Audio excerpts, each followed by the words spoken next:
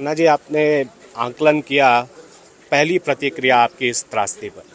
बहुत ही दुख हुआ और पूरी तरह से एक तरह से झंझोड़ के रख देने वाली त्रासदी हुई है। सारी नदी का पानी जो है लोगों के घर बस्तियां सब बहा के ले गया।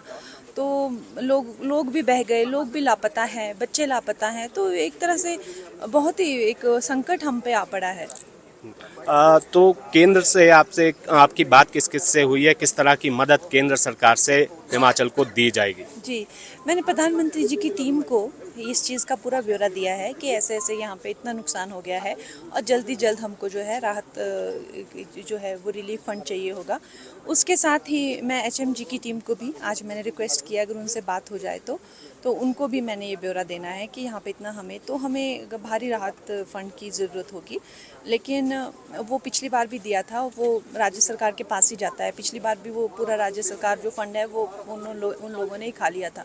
तो इस बार हम लोग ये चाहेंगे कि कहीं ना कहीं केंद्र सरकार इसके एग्जीक्यूशन में खुद भी लोगों तक पहुंचना चाहिए। जिनके जन माल धन की हानि हुई है उन तक पहुंचना चाहिए, नहीं तो राज्य सरकार तो लोगों तक नहीं पहुंचने देगी। आप ये कह रही है कि भ्रष्टाचार हुआ, केंद्र से जो मदद आई? राज्य सरकार तो कह रही है कि 10,000 करोड़ से ज़्यादा का नुकसान हुआ, 2,000 करोड़ ही केंद्र से आए। देखिए, उन लोगों ने 2000 करोड़ कहाँ लगाए वो भी हमें देखना है, वो भी हमें जानना है। तो मैं यही कहूँगी कि ये जो जिस तरह से हिमाचलियों को जो है वो उनका हक नहीं मिल रहा है। हिमाचल प्रदेश में जो भी सेंटर से आता है, अभी देखिए जितना भी रेस्क्यू ऑपरेशन हुआ आर्मी ने किए, मुझे कहीं नहीं दिखा कि राज्य सरकार ने यहाँ पे कुछ भी किया हो। आज हम कंबल अनाज करसोग से लेके सिराज में बांट रहे हैं, लेकिन मैं कहीं नहीं देख रही कि राज्य सरकार कुछ कर रही है। सारा दिन कंगना कंगना का नाम ये जपते रहते हैं।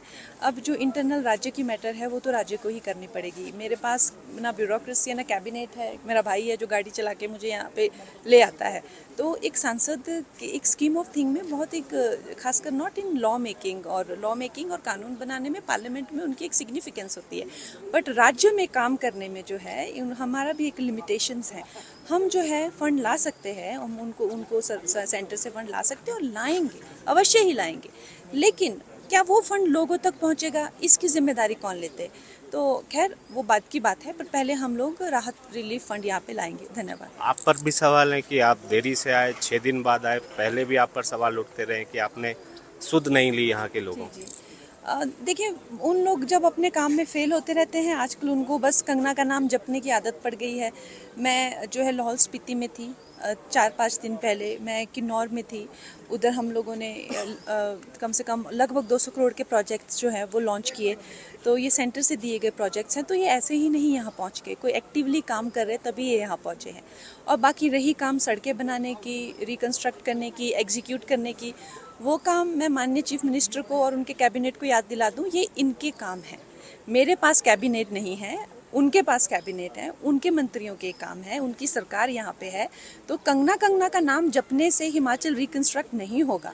आपको खुद वो रिकन्स्ट्रक्ट करना पड़ेगा जो जो डैमेजेस हुए हैं। मेरे हक में जो है मैं राहत कोष लेके आऊँगी, फॉर श्योर लेके आऊँगी, लेकिन काम तो आपको ही करना पड़ेगा। हमें तो इतना भी अलाउ नहीं है कि हम सांसद निधि भी डिज़ास्टर फंड में, हमारी भी लिमिटेशन है, हमारे भी कुछ रूल बुक है, रूल बुक के अकॉर्डिंग चलना पड़ता है। लेकिन इनको कुछ याद नहीं है, लोगों को बेवकूफ़ बनाने में। रोज़ सुबह उठ के कंगना कंगना का नाम जपो, 10 न्यूज़ चैनल आ जाएंगे और कंगना को ही मुख्यमंत्री की जगह कंगना को बोलेंगे हिमाचल बर्बाद हो रहा है जी, आप कुछ कर नहीं रहे। वो तो मुख्यमंत्री को ही करना पड़ेगा। भरोसा आप पर भी है ना लोगों को? आपने चुनावों में वायदे किए थे, भरोसा दिया था। तो भरोसा दिया था, लेकिन जैसे मैंने आपको कहा कि लाने हैं जो पैसे वही मेरे हक में है, तो वो तो हम लाएंगे ना। लेकिन काम जिनको करना है, तो मेरे पास कैबिनेट नहीं है ना, उनका कैबिनेट दे दो मुझे, मैं करा देती हूँ काम। मुझे डंडा मारना आता है ना?